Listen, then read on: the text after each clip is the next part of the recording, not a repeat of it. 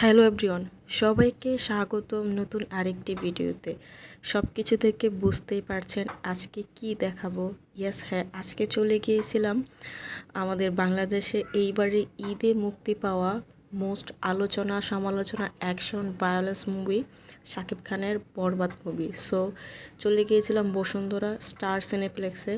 Ticket কেটেছিলাম 1200 টাকা দিয়ে, দুইজনের জন্য দুইটা। বাইরে থেকে পপকর্ন নিয়ে তারপরে হল নাম্বার 2-তে চলে গেলাম। হাউসফুল ছিল, মোটামুটি অনেক মানুষ চলে আসে। এখনও সময় আছে আর 10 মিনিট, বাকি মানুষজনও চলে আসবে।